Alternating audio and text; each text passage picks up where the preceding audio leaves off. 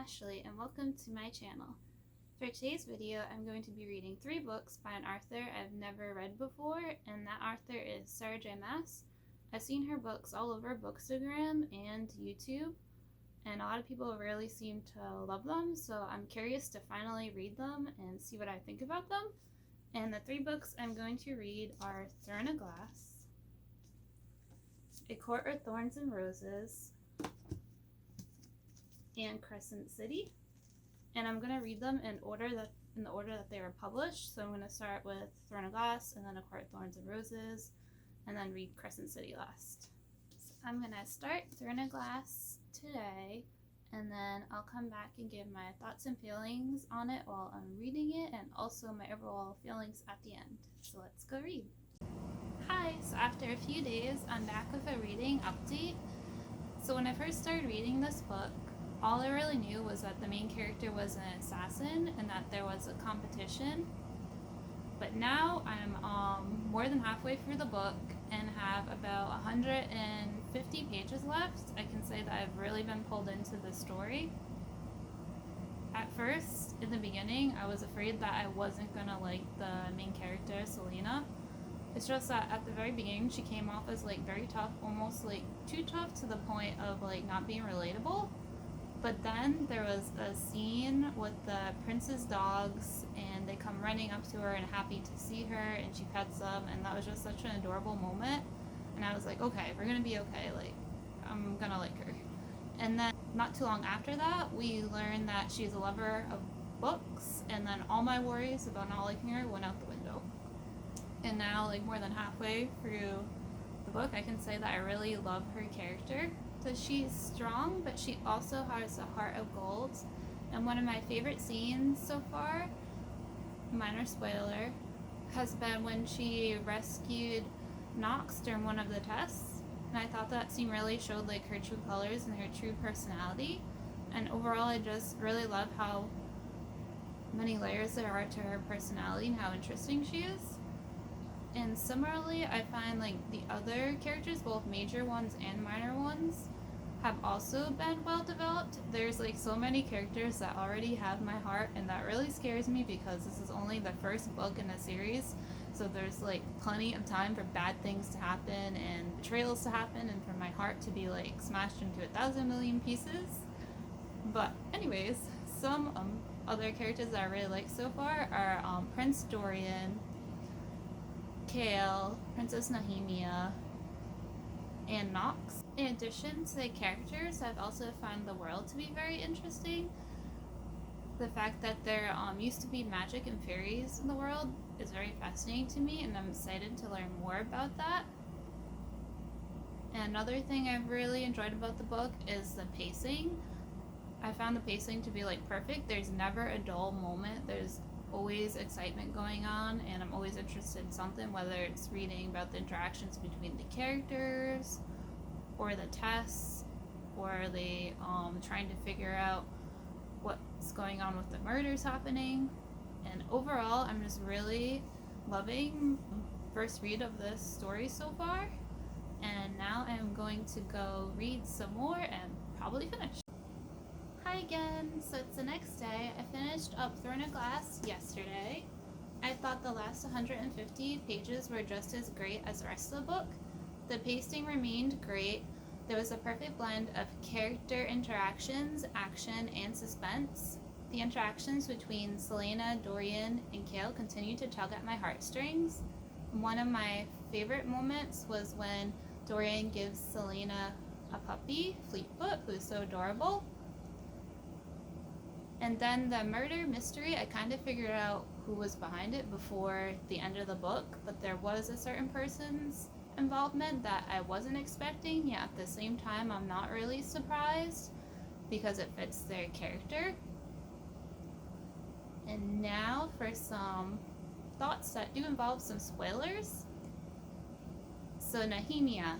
I was so worried that Nehemia was going to break my heart and end up being one of the bad guys, but I'm so glad that she wasn't because I would have been completely devastated. And then Knox. So I was kind of sad when he left, but at the same time I'm glad he didn't get killed off. and I'm curious to see if he'll return in future books or if this is just the last we'll see of him. So that's the end of my spoiler thoughts.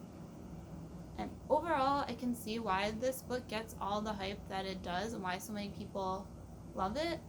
And I would say that personally, I feel like it deserves all the hype that it gets, because I really loved it.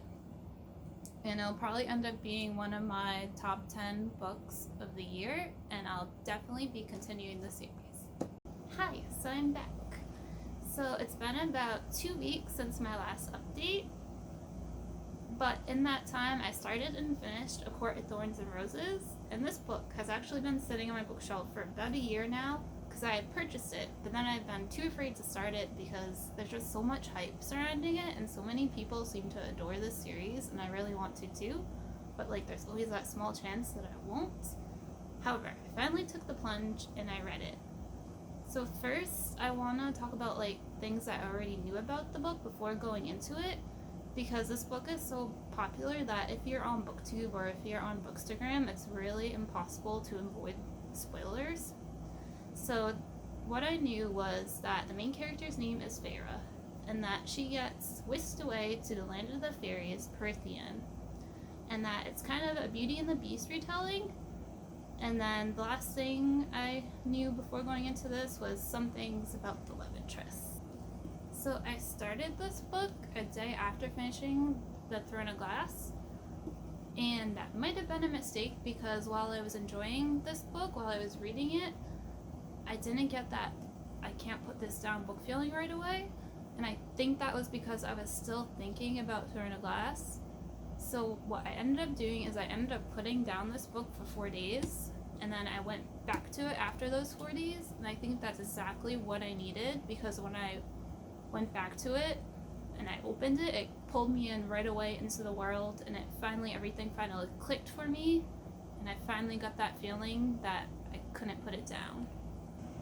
So next I want to talk about the characters. So first up is Feyre, our main character. So Feyre, unlike Selena, are related to right away, and I feel like that was because right from the very beginning you get to see her vulnerabilities, which make her seem like a very real person, and she's very much just like a normal girl who's been hardened from tough times, and she's just doing everything she can to ensure like the survival of herself and her family. And then speaking of her family, those are the next 3 characters we're introduced to. So you have her father and her 2 older sisters, Elaine and Nestor. Her father is a rude merchant who has a leg that was wrecked by debt collectors. And then her younger of her 2 older sisters, Elaine, generally just seems really nice, if not a little bit naive. And then you have Nesta, the oldest of her sisters. Nesta comes across at first like as like cold and uncaring, and her and Feyre seem not to get along very well. So we only really get a little bit of Feyre's family before she's whisked away to Prythian, and I feel like we don't really get to know enough about them to really make a judgment about them yet. Like, it's really easy to just not like them because they seem to not really be doing anything to help their survival, and it seems like they're making Feyre do all the work. But I just really actually felt bad for them, because you have Feyre's father, and yes, he should be doing more to help his children and himself survive. Yet at the same time, everything that he went through was like enough to like break a person, so I can see why he is the way he is. And in the same way, Nesta, she seems really cold and not very nice, so it's easy to just not like her. Yet at the same time, Feyre reveals when Tamlin comes to get her that Nesta would do anything to protect Elaine, so that right there shows that Nesta isn't as cold as she seems. And then later in the book, when Feyre is reunited with her family, we get to see more of her sisters and her father. And I feel that Elaine is just a sweetheart who just needs to be protected at all costs. And then it's also revealed that Nesta went to look for Feyre after she was taken away. So this again shows Nesta's loyalty and her protectiveness towards those she cares about. And she's also the one who encourages Feyre to go back and help Tamlin too. Speaking of Tamlin, I didn't have many feelings about him at the beginning. He just has that quiet, mysterious, tortured soul thing going on that a lot of book characters have, so he just didn't really click with me at first. And he began to click with me during the Injured Summer Fairy scene. And then the scenes after that, when he spends time with Feyre, he really starts to come into his own as a character.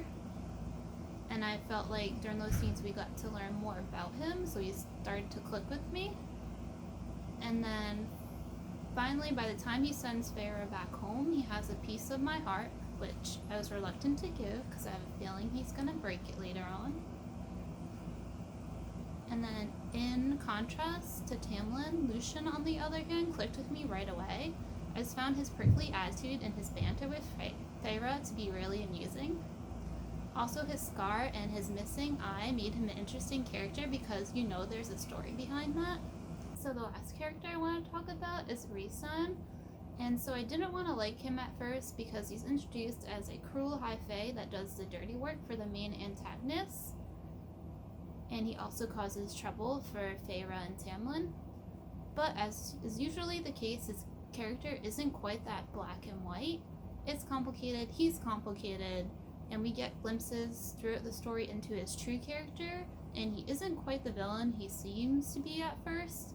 And we pretty much just learn that he's just doing the best he can with the hand that he's been dealt in life. So like Tamlin, he grew on me, and he just might have a small slither of my heart now. And then one other thing I want to talk about with him is something that happened at the end, so it is kind of a spoiler. So spoiler alert. So at the end, when he speaks to Feyre for the last time, he sees something on Feyre's face that scares him, and I need to know what he saw, like what scared him.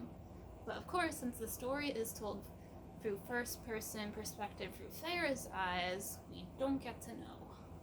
Speaking of perspective, while Throne of Glass is told from third person perspective and has multiple perspectives, A Court of Thorns and Roses is told from first person's perspective and is limited to Feyre's point of view. And I feel that both of these have their advantages. Like with multiple perspectives, it's easier to connect with the characters because you get to see the thoughts and feelings of the characters from like inside their minds.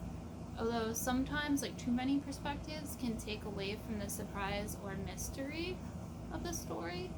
And I feel that First Person Limited worked perfectly for Courts of Thorns and Roses because it made the twist with the curse at the end a surprise. Speaking of curses, I could definitely see the Beauty and the Beast influence on the story. However, The Court of Thorns and Roses put such a unique twist to the tale that it definitely stands on its own. And like Beauty and the Beast, there is a beast, a curse, and a girl who is taken by the beast from her home to his castle, and a curse that is broken by love. However, unlike the original Beauty and the Beast is also a fairy, and the story taking place in Prythian, the land of the fairies, just makes it very unique and interesting to read about. And also, for most of the book, Feyre and readers are kept in the dark about the true nature of the curse, and I found that this added an extra element of suspense and complexity to the story. As for the pacing of the story, it started off a little slow for me, and I think that was because in the beginning we just get a lot of Feyre being alone, and I felt things started to pick up around chapter 14, page 123, when Feyre goes hunting for the cereal. And then after that, we get Feyre and Tamlin bonding, and I really enjoyed those scenes because one of my favorite things about books is the characters. And then the last 125 pages were amazing. It was fast-paced, it was a perfect mix of action, romance, hope, and despair. So, my final thoughts. Is this book worth the hype? Yes it is. It has well-developed characters that will steel your heart against your better judgment, a neat spin on a well-known fairy tale, edge-of-your-seat action, and a romance that will tug at your heartstrings. And I will definitely be reading more of this series in the future. So I'm back, and I'm here to talk about this book. So between this book A Court of Thorns and Roses, and Throne of Glass. Crescent City was the one that I knew the least about going in. All I really knew was it was an urban fantasy with a murder mystery. But I ended up loving this book. I loved everything about it. The world building, the pacing, the characters, and the story. And speaking of the world building, it can be a lot to take in at first, but I found it to be really fascinating. So this takes place in a world where humans and all sorts of mythical creatures live together, and there's like any mythical creature you can think of. It's like in here you have mermaids, shifters, angels, vampires, fairies, sprites, and each of these species belongs to one of the four houses. So you have the house of earth and blood, the house of sky and breath, the house of many waters, and the house of flaming shadow. And as you can imagine, not everyone gets along, and certain species have their blood feuds going on, and of course humans are at the bottom of the food chain. And Crescent City, where the book takes place, it has different city heads, and like each species seems to have like a city head that represents them, except for the humans. They don't have anyone. And then the one who's in charge of the entire city, the governor, is the Archangel Micah. And he has an army of angels known as the 33rd Imperial Legion, and many of these angels are fallen angels. And they're falling because many years before this book started, there was a rebellion where some angels rebelled against the Asteri, and the Asteri are these beings that control pretty much the entire world of the book. And so as a result of these angels losing their rebellion, they now have halos tattooed on their foreheads that mark them as a fallen angel, and they also have tattoos on their right wrists that say SPQM, that's encircled by 7 stars, and that indicates also that they're slaves. So the world building was given in bits and pieces starting at the beginning of the book, and like I said, like it can be a lot to take in as a whole, but I never really felt overwhelmed by it, nor did I feel like it bogged down the pacing of the book at all. And I was so afraid that since this was an 800-page book, that at some point it was gonna drag, but that never happened. Like I flew through this book. I read this like in 5 days, and I read half of that on like one of my days off from work. And it's just, there were so many twists and turns, and the characters are great. And there was things that happened that I never saw coming, like page 60 that wrecked me, and it was only page 60. So moving on from page 60, one of my other things about the book that I really liked was the characters. I just like loved the characters. I found them all to be so well developed and to have their own like unique voices. So Bryce is our main character. She's half fae, half human, and she has a fiery personality. She speaks her mind, and she projects this air of confidence, but also like beneath that outward exterior of what she's showing everyone, she deals with like her own struggles and her own worries. And throughout the book, like her character is slowly developed, and then at the very end is where her character shines, because you get to see just how much her character has developed, and she finally faces all those fears and worries, and it's just done in such like an epic way with the big battle at the end. In addition to Bryce, we also get perspectives from Hunt's point of view as well. Hunt is a falling angel who ends up teaming up with Bryce to try to solve the murder mysteries that are happening. And Hunt, like Bryce, has his own complicated backstory and his own things that he's dealing with. And throughout the story, he also has to face those worries and like figure out exactly like what he wants to do next in his life, what's important in his life. And one of my favorite things was seeing the relationship between Bryce and Hunt slowly developed. Like they go from not liking each other to starting to understand each other to starting to form a romantic relationship. So another character I really loved was Rune. Rune is Bryce's half-brother and is the heir of the Autumn King. And him and Bryce used to be close for a couple of years, and then they had a falling out. But you can tell through his chapters that he still cares about her. And one of my favorite things was seeing Rune and Bryce slowly repair their bonds over the course of the story. And speaking of bonds, we have to talk about Danica. So Danica is Bryce's best friend, and she's a wolf shifter. And the friendship between Danica and Bryce is just like beautiful, and it made me happy. And they just have an unbreakable bond between the two of them. And then two other characters that I want to mention are Cyrix, Bryce's pet Khmer, who's just adorable, and Haba, a small little fire sprite that has a big heart. So those are just some of the characters of like the many that are in this story. There's so many characters, and I found them like all very interesting to read about. So overall, I really loved this book, and I would say that as of right now, this is probably my favorite book that I've read this year so far. So I will definitely be reading the sequel, and I am really looking forward to it. So now that I've read my third book by Sarah J. Maas, I can see why her books are so popular and why they get the hype that they do. And personally, for me, I would say that they deserve that hype, as I really enjoyed all three of these books that I read. And if I had to rank them right now, based on what I've read so far, I would say that Crescent City is my favorite, followed by Throne of Glass, and then A Court of Thorns and Roses. So yeah, that's pretty much the end of this video. Have you read any of these books? Do you have any favorites? If you haven't read them, do you plan to in the future? Let me know in the comments down below. Thank you for watching, and I hope to see you in my next video. Bye!